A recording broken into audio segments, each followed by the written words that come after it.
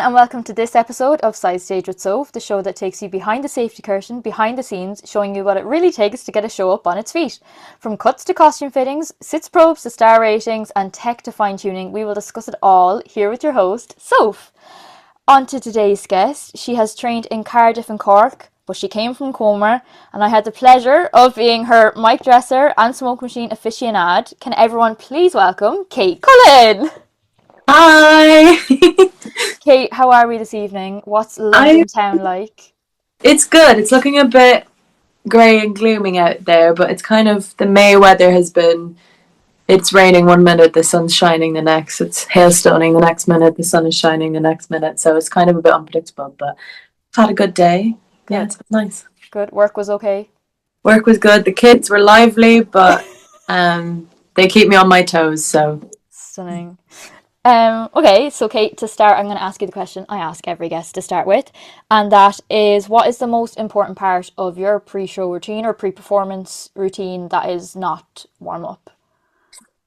Interesting. I'm the type of person who, obviously, you should always we were always told training, you should always get a little bit nervous, no matter like how many times you've performed in your life, because the day you're not nervous is the day that you're a bit complacent, I suppose. Also, sorry, I live right by a train line, so if you can hear trains and stuff. But I find I'm the type of person to like be super, super chill during the day, and then 5-10 minutes before kind of showtime, it just really like dawns on me, and I kind of like have a bit of a panic, and I get a bit like I can get a bit like impostery as well. So for me, it's just kind of I listen to a lot of music, I suppose, depending on what the show is as well. I was going to say, do you listen to someone like depending on what it would represent, like, you know, if it was a sadder show or like song that you're going to be singing, like so it would probably change in terms of what the show is. But when I did Our House, well, I've done Our House twice, but when I did it in Cardiff, and I played Reese, who's kind of the gangster villain of the story, I suppose, I was in charge of kind of the music in our dressing room, and I played a lot of just like that kind of, well, mostly late 80s, early 90s kind of rock, or like Britpop, or kind of ska grunge, I suppose, just to kind of like get in the mood, and also just upbeat fun stuff as well. Yeah. Because it was a fun show overall. And then if I was doing something more, you know, maybe on the more sad, somber side, it's kind of reflect, but also not letting yourself do it for too long. It would only really be in the like 15-20 minutes that you're in the dress, like, because if you were sat all day listening to that music, that would just be a bit too, you bring the mood down completely. It would really bring the mood down, and you can't let it affect you during the day, because you have to be able to separate the two. So 100%. So to quote Maria von Trapp, let's start at the very beginning. How did you get to where you are now, and where did the ambition for performing come from? Gosh, it's kind of a bit of a windy road, but I grew up in a very rural area. I went to a very small primary school that had about 50-ish kids in the whole primary school, between junior infants and sixth class. And to translate that, if anyone's from the UK is watching, that's probably from like reception to year 6, I suppose. Just 50 kids across that whole range. So there's only 6 kids in my class. That is mental, because there was 30 kids in my class alone, like in school, in primary school. Yeah, so I like grew up in a very like rural area. But what I will say is, when I was in primary school, we did have a woman who came to us once a week, Orla. She did music with us once a week, so I just like always enjoyed the music classes. I remember like recently, a few years ago, I plugged my dad's like old camcorder into the TV, and it was just I was like kind of mortified, but oh, it's horrible watching those things back. There was videos of me that I'd like stolen the camcorder and set it up, and here I was like dancing and singing to like Hannah Montana and high school. Iconic. So funny. But so loved music growing up. And then when I was in I was in fourth class, and fourth class is probably about what, 9, 10 years Yeah, old? yeah, Yeah, yeah. like 9, 10. Um, and in Kilkenny, you probably know there's the Kilkenny Music Festival. Yes, yes. And they do competitions for both like primary school age and secondary school age. And so they have the girls' vocal solo competition. Mm-hmm. And when I was in fourth class, I was like adamant that I was going to enter this competition. And Mm-hmm. my mum was so stressed because she was like, you know, the way in Ireland, like everyone's a bit like, oh, Keep it please don't get up, yourself. don't get up there now and embarrass the family. So I was practicing all week, and she was getting stressed. She only told me this obviously in later years, Yeah, but yeah. she was getting stressed. She was going, "It's terrible." she was No! And she was like, "It's not good. It's not good." She was getting so stressed. And then on the day, I went up, and I actually have a little video of it. Sometimes I watch it back. I sang "Somewhere Over the Rainbow" from The Wizard of Oz. Oh. Kind of a rite of passage for most, young girls. It's a gorgeous song. Um, and my mom filmed it, and she said that like I shocked her because it sounded like nothing she had heard me practicing in the week leading up to it. And so I actually came second in that Oh, competition, slay. and I was like, oh my god, I was buzzing. And Orla, the music teacher, was like saying to my mom, maybe we should get her into some singing lessons. And so I started going to a man called Seamus Brennan in Kilkenny for some singing lessons.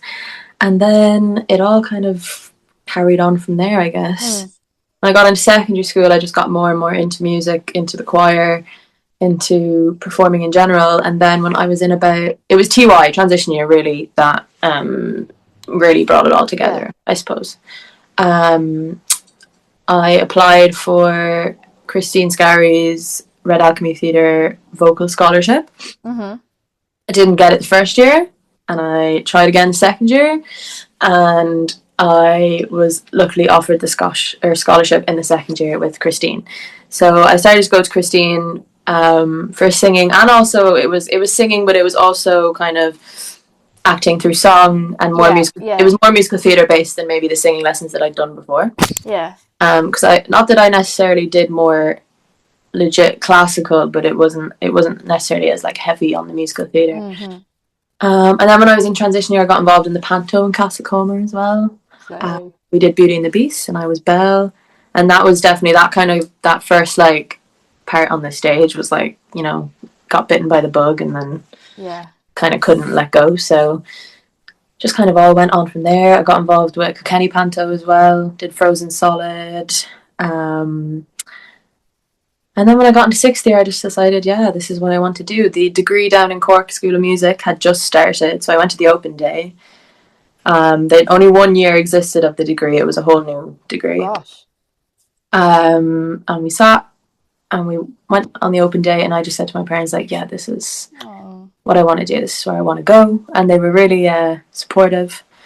I will say, my mum did sit down with Christine and was like, is this like, is this worth the time? Yeah. in the truth. No, she was doing it for my, Yeah. Oh, yeah. No, of course. for my benefit, obviously. But and I was there too. We both sat down and was like, "Was this worth the time, worth the effort?" And Christine believed in me. She said, "Yeah, definitely." So then I got into Cork School of Music to study musical theatre, and then from then on, it's kind of just flourished from there, I suppose. I know obviously you live in London now. Big Yeah. up. But did you ever think like being from Ireland, which is, a bit far from the UK in terms of Mm-hmm. like making it as a career, did you ever think that was going to get in your way? Or like had you ever thought of it that way? I don't think so. Not necessarily. I mean, when we studied in Cork, we often had workshops most weeks on Fridays, and it would be a lot of Irish industry professionals that had made the transition over to London and were working professionally, and that was also really inspiring because it was like, okay, it's doable, Yeah, 100%. possible. Now, because obviously the degree in Cork was quite new, a lot of these people had trained in London, whether they went to whatever various drama schools over here, but it was still something that was like oh, okay, this is someone that is from where I'm from, and I can Yeah. see Yeah. them on a West End stage. Like we had people from Brian Murray did workshops with us, Alex Blake. I love Alex. I saw Alex in my very first my very first musical ever. I saw Alex in Really, what was it? Flashdance. Yeah, I that was my like gateway show. saw Alex when he was in Newsies. Oh, I did see him in that as Yeah. well, actually. So who else? We've got like Avian Quirk, Molly Ward Brow, Molly Lynch, who's now going into Oklahoma, Yes. Dublin. They've just started rehearsing today. So it was just like it was always such a thing of like it's doable, it's so possible. Good. Yeah. And it was always instilled in us that way too. And I think as well, Irish musical theatre is really starting to It's really getting its boots make an on. uprising, which is an uprising. Which is great. I mean, they've started rehearsing for Oklahoma today. Sound of Music's going to be on in Cork Opera House as well over the summer. So even just those opportunities starting to arise on Irish soil is really Yeah. cool. It's nice to hear that they were encouraging. I feel like a lot of the time you hear of drama schools not being the most encouraging, just in general, like saying that people have to change themselves or that kind of thing. So it's nice to hear them like being encouraging from all aspects. No, it was obviously they were realistic with us. It Yeah, was yeah. very, like it was never like, you know, what would I say? It was never like a sheltered, I guess. Mm-hmm. But they were realistic with us. But they were also like when you see that many Irish people coming back to teach after and still having great careers, like these people still are working. Like most of those names, I think, of either just finished jobs or are still on jobs. Yeah. So when you see that they're actively working and we get those opportunities, like that's gonna obviously Yeah. inspire you as well. Yeah. I Yeah, have very, to say, like, to see when I see someone who's Irish like gets announced in even a cast, even if it's like one person, I'm like, go on, the Irish. I know. It's nice, isn't it? And it's just like what's really funny is since being over here, you kind of do realize how it's so stereotypical, but like how small Ireland is in the sense of like I work in a primary school, and the other day a teacher came in who is interviewing for a new position in the school, and immediately I knew she was Irish. I could tell by her accent. I went, "Oh, where are you from?" And she's like, "I'm from Limerick." And I went, "Oh, I'm from Kilkenny." And she went, "Oh, my best friend's from Kilkenny, from Castlecomer." Ah, no, no, no. And I went, "Who's your friend?" And she said her You name. know, I went, "Yeah, they were a couple of years above me in school, and I would have been in choir with her." And I was just like, it's just so typical.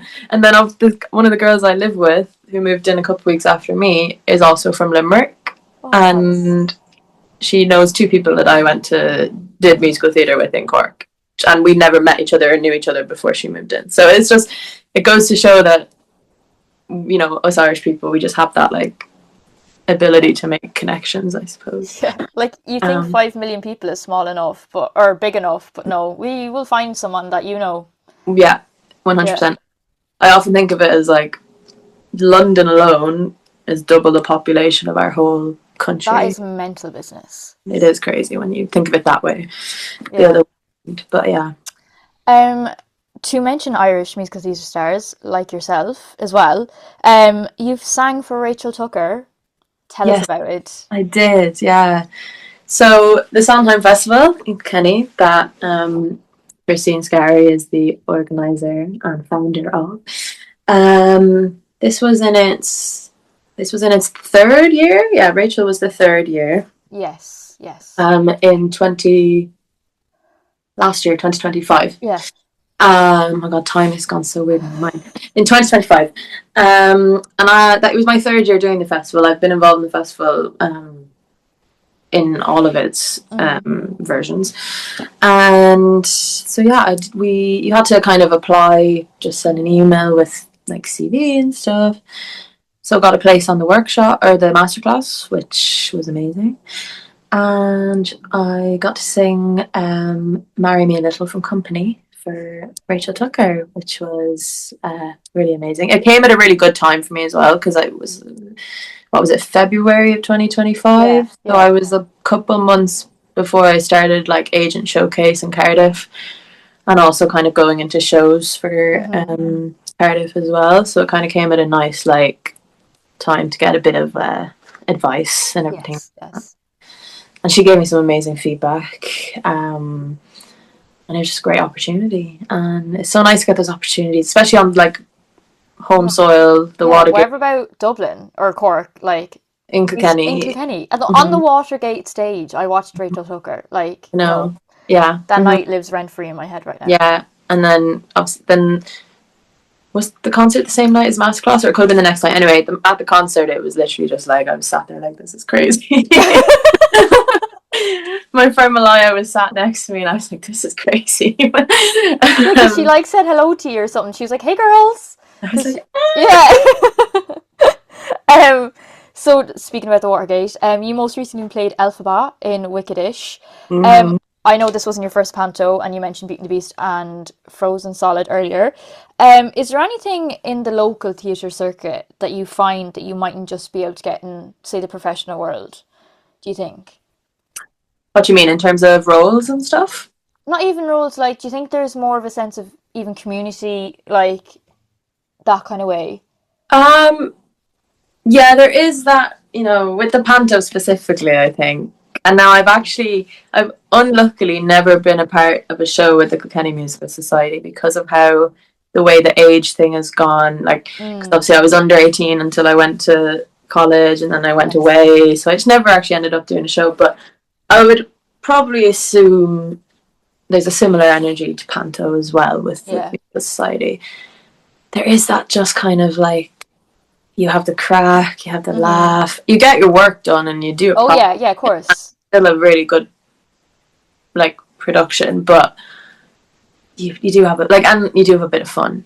But at the same time, it is the same when I've done shows like studying as well. They have been like fun as well. But I don't know, there's a different energy with the panto. It's like the slagging off, and like the schedule as well gets to everyone. Like, oh yeah, you go absolutely like delirious. Bonkers McGee.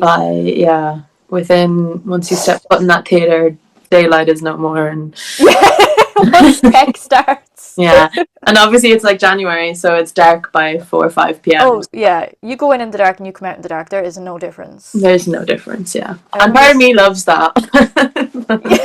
I really enjoy it too. It does feel a bit more cozy, I think. It's just like a panto delirium, I think, that everyone just gets on the ride for the few weeks. And you've just got the staples of like, you're gonna have a laugh with Claire in the dressing room, like big old Claire and Enriquez. There's gonna be a giggle, and while it is like, it's actually like, I don't think people really understand with panto as well how tiring it is. Oh my gosh. On the body and physically and mentally, because everyone's like, oh, it's just panto. But then I'm kind of like, no, it's panto. Like, it's still a show. Like, it's you still have to go perform, you have to sing, like. You also have to be happy all the time. Yeah, your Elphaba was like. Yeah. I mean, rightly so. But imagine like you're cheating. You're also around kids all the time, so you have to be careful what you say. And yeah. So yeah, you are just kind of in the like, be positive, but and even like our version, like we did 13 shows? Yeah, something like that. Over 9 days. But when you do professional panto, it's like 3 shows. 4 days in the morning. Get to experience. So I'm like, that's pretty intense, And then I'm lucky I didn't have to experience that last year because I had work. So. Oh yeah, they did it the year before, didn't they? Yeah. They did it because of the snow cancelled. The snow, to make up some performances. Which, good on them, because it wouldn't have been my cup of tea. Yeah, no, I thought Defying Gravity was bad enough at 2:30 in the afternoon, let alone if I had to do it at like 10 a.m. So. Hey, can you imagine trying to sing at that hour? Oh my gosh. No. No, thank you. Similarly, I want to ask kind of on the flip side, like in your experience, is there anything you've done or had happen while performing that you think you could only learn on the job? Do you think? You have like, I've like, touch wood, never had anything crazy happen to me. Like, touch wood, I'm touching my bedside table. That I've been like, it's been like an absolute onstage disaster. When we did our house in Cardiff, we did have a couple show stops because of technical elements. Right. So like, one of them was that we had this kind of glitter ball what's it called? Telephone box. The clear ball telephone box, and as it was being lowered, it hit off another piece of the rig, which meant all the workmen's came on and like everything just came up. The grid just went off. Everything came on, and we were all a bit like, "What's going on?" And then I wasn't actually on stage at the time. It was within the first 5 minutes of the show as well. Great. So the stage manager, who was also a student, because in Cardiff everything is run by the students with obviously the aid of their lecturers, and so the stage management team, the costume team, lighting, like it's all student based, which is great. So they're all learning too. So the stage manager had to go on and call for a show stop. And we all had to go down to the dressing room and just be like, "Oh, so when are we going to go back on?" And we went back on, and luckily, I actually think it was lucky it was only 5 minutes in, because we hadn't really like gotten into it. Yeah. Also, it's quite an upbeat show, so it wouldn't be like, it didn't break any moments or anything. Yeah, good. And it happened again a different night towards the end, which was actually more of a dangerous one, because we had a Camden Town sign that like lowered down, and it like lowered down too far, and it like nearly hit someone, I think. Oh gosh. Which can happen, you know. Yeah. Live theatre, folks. Yes, live theatre, which is also why it's very important to be aware of your surroundings. And don't whistle in the theatre as well. Really? Yeah, have you never heard that? I've not heard that one. Fun fact, don't whistle in the theatre, because in the olden days, so the reason why crew were called crew is because when sailors would dock in London and their ship, and they had no more work for a while, the ship crew used to work in the theatre, because obviously at the time it would have been close to the docks and stuff. So they became known as the crew. But so the crew obviously knew how to pull the ropes like they would on the ships, and then they would whistle to let the other lads like up above to like let down the ropes, and obviously like let the set come down with it. So they say don't whistle in a theatre, because it's to say that you're going to let something fall, and then it could fall on someone. Oh, I've never heard. I've definitely probably whistled in the theatre. It's not as bad as saying that play though. So you're okay. No, I've never done that one. Yeah, I'm trying to think if there's anything really like. I suppose there was a couple of times when I did our house in Cork, because I did it twice, we had a couple like illnesses and bereavements amongst the like ensemble, and it's actually a very ensemble heavy show with lots of different kind of tracks going on. Right. And I was actually co-dance captain with one of the other girls in my year, so we had to like gather everyone on the day and just kind of do some quick, because obviously we didn't have any covers or like understudies or anything, especially for the ensemble tracks, so we had to kind of just come in and like really quickly like fill all the gaps, and that takes obviously everyone else just being on the ball with your spatial awareness and knowing your own stuff as well. So stuff like that you just have to be aware of, that I suppose you learn on the job. You don't learn when you're on the job. It was still we were still training, but it was a show, so it's not really something you necessarily learn when you're in like your training is adequate, but it's also about applying it like I think I've probably done my best learning through actually doing. Yeah. Well, that's fair. I feel like I'm definitely a person like that. Like I just need to see it be done. I don't like to be told how to do it. I'll just do it, you know. Yeah. And if I need to be corrected, I'd be corrected, but I prefer to just do it, kind of thing. You just mentioned that you're a co-dance captain. While going through my research, I noticed that you were also a fight captain, which I feel like is something that we don't hear of as much. I was just wondering if you could explain a little bit of what that entailed.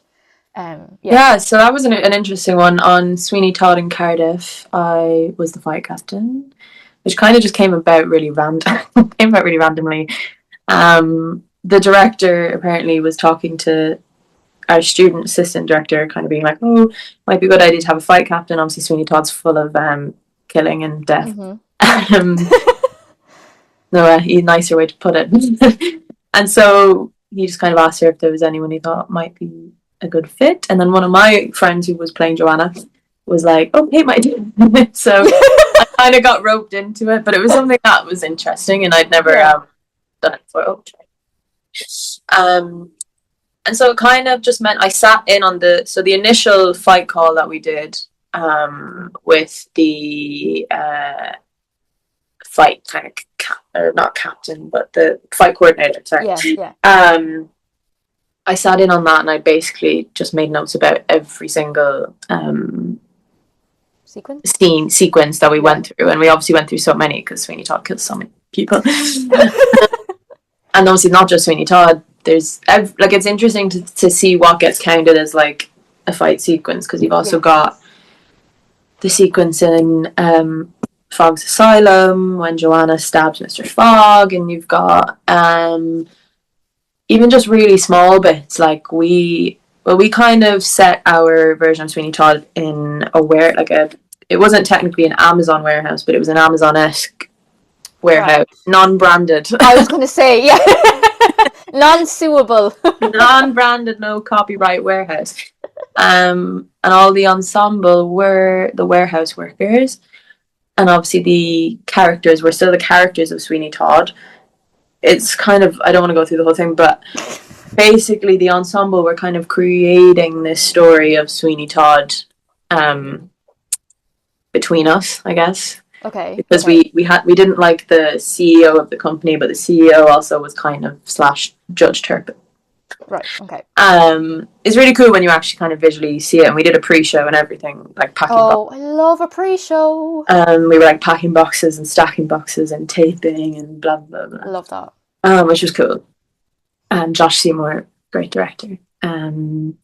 So I was just there making notes with all the different sequences, like because it was kind of slightly modernized, not completely. Mm-hmm. Our Beadle, when he catches Anthony trying to get in at Joanna, like gets him with a taser. So there was like just little things like that, which you wouldn't even think it's such a small thing, but has to be completely coordinated. I suppose like intimacy, it all has to be coordinated. Mm-hmm. So I was making notes about all of the sequences. I made like a PDF for each. I actually did it by character to make it easier. So I made like a folder, and then people could just click on their specific character and find the notes on their sequences. And then after that, it was kind of just running the fight calls for safety reasons. Yeah. So before every show, we'd run, because we had 2 casts as well. We'd have to do it like, we couldn't just do it if we had a matinee and an evening. We couldn't just do it before the matinee. We had to do it before the evening because the swap of cast. So we'd run it. We'd say, okay, does everyone feel safe? Make sure the area is safe. The stage manager would always be with me as well, and we would say like, do it at 50%. So they only do it at 50%. Yeah.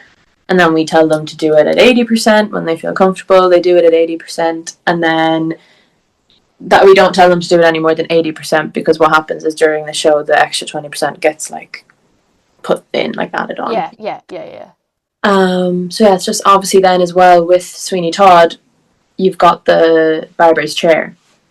Yes. So it was also making sure that was running okay, and that we did a run. We always checked the trap door. We did a run with the trap door, and stage management and all of the crew backstage were happy with that, basically. So that was pretty cool. Cool. And just if any, just keeping an eye on the sequences, and if anything needed fixing or touching up. But everyone was pretty good at keeping it as is. Yeah, good. Yeah, we had a few mishaps though, with like blood and like, because obviously there's like fake blood and like spurting blood, and so things like that go a bit wrong on the night. I actually, during Joanna reprise, I was like walking, I did like my own like sequence as ensemble, and I was like walking towards the stage left, and Sweeney Todd was just killing one of the ensemble members, and the blood like spurted out. We had like a platform and he was up there. It spurted like up over, and I just felt like I felt the drop, and I just was like, got off stage, and I just had a sneaky drop of blood like snaking down my face. Obviously not real blood. Yeah. Fake blood. I actually don't know what they made it out of. It was very realistic though. But yeah, all of the blood even was made by like part of the costume team, like students, which is really cool as well. They got the Sweeney Todd was a really good show for them to like really do a lot of cool stuff. Yeah. Was your training was your training in Cardiff, say musical theatre, or was it to involve all that stuff, say costume tech and all that fun stuff? So I did the MA in musical theatre, so it was 1 year MA, and it was just musical theatre. But when it came, and in my training, when it came to doing the shows, then it was all the other degrees coming together, like Right. to Okay, I'm work with you together. now. Yeah, Yeah. yeah. So you 'Cause I was had thinking that it's good for people to get experience in those different areas it as is, well. yeah, Yeah, it is, yeah, yeah. yeah.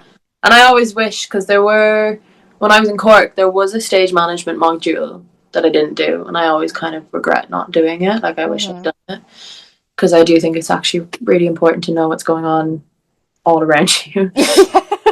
Which is something that you learn as well when you do shows, because you don't stand there, move out of the Yeah, way, yeah. be nice, be pleasant.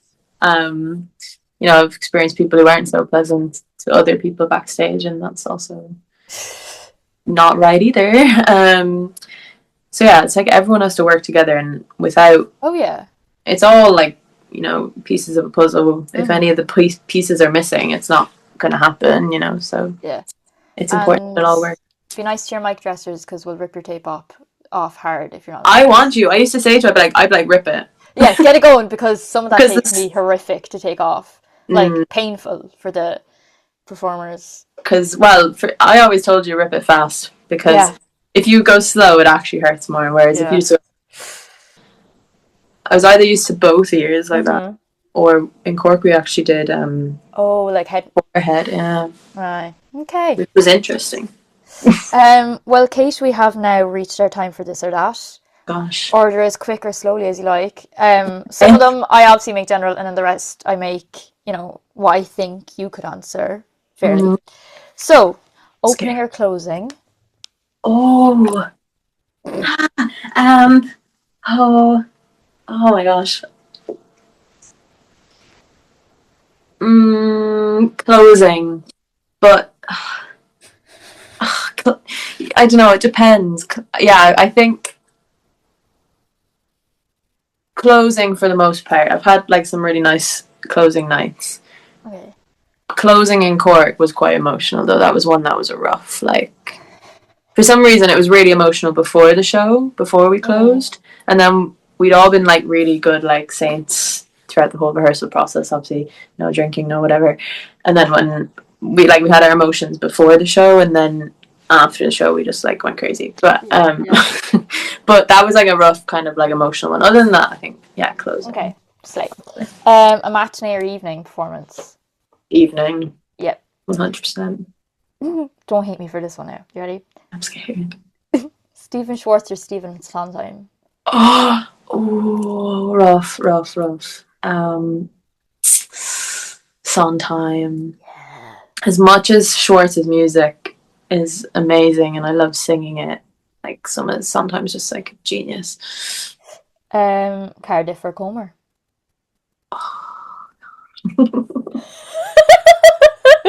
Getting so much trouble. No. Oh, in what sense? I don't know. Whichever way you want to answer. Can I say London? No. If you want to get No, out no. of it. Comer. Go on. But I love Cardiff. Yeah. Well, I do love a city, but I'll Yeah. say Comer because I'm like when I just think about doing like Comer Panto and stuff. Yeah. Yeah. Sing or act? Oh, interesting. If you'd asked me 2 years ago, I would have said 100% singing. Mm-hmm. 100% singing. But since my year in Cardiff, I really, really like. My year in Cardiff, I let go of a lot of like insecurities and inhibitions about acting. Mm-hmm. And I really, really got more into acting. But I would probably still say singing, just in Okay. terms of like what my like if I feel like I need to like let an emotion out, or like I'm gonna sing, Yeah, yeah. Yeah. And our last one is Rainbow Connection or Rainbow High? Oh, do you know what? Rainbow Connection was actually harder to sing than Define. In Panto, I used to come off after Rainbow Connection. I'd be like, oh, that was really tiring. I don't know if it was like where it sat in the key. I think because it was kind of because I was singing it with the kids, it was in that kind of like Quite middle high. like Yeah. high. I would say Rainbow High because it's just such a tune, Yeah, it's like and it's a great one like just to like sing and let Mm. out. And honestly, Rainbow Connection was a toughie to sing, to be honest. But such a lovely song and really heartfelt Yeah. moment. So our final question is one that I ask to highlight the work that does happen off stage. I feel Mm-hmm. like you might have already answered this, but if you were to work in a department that is not on stage, what would it be? Ooh, you see, I find some of them like they're all so cool. Um, I would say like I could probably lend my skills mostly to stage management, definitely. Okay, good. But like set design and stuff to me is so cool, but I just don't have that like I don't have the creativity for the that. not Yeah. it's yeah, I just don't have the artistic bone in my body to do Mm. it. Like, And like to go to all the detail and like, yeah, no. yeah. But I very much think every part of all the backstage or maybe even dressing. I Mm, feel like, I that'd be a bit of crack. do a bit of dressing, but I maybe stage management in the umbrella of like Mm, stage management as in crew and also like mic dressing and kind yeah. of dipping fingers in many pies. Come to my job, lads. Yeah. So I'm very good at our job. I must say, I'll attest. Is that the right word? Attest. Is that the right word? Thank you. What are you trying to say? Like, no, ignore me. I don't know what I'm saying. Like, I can confirm. Oh, a test. Yeah, yes. Attest. I said detest. Attest. Did she work with children in school? But I'm not their teacher. It's fine. Yeah. So Kate, that is actually everything for today. I want to say thank you so much for joining me, Thanks finally, for having because I me. think you were the first person I asked in Kittlers when you were Alphabet. That was a funny night. Alpha quite, We've a nice intimidated. funny we've a nice funny story from that night. So Do we? the two men.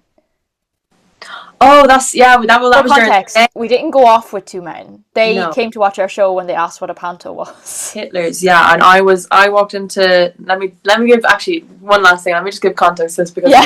I walked into Hitler's, which is like A gastro bar. pub Yeah. bar Yeah. food vibes, fully painted face green because we were in between the matinee and the evening, and I wasn't getting it redone, so I had pin curls for the wig and fully greenified.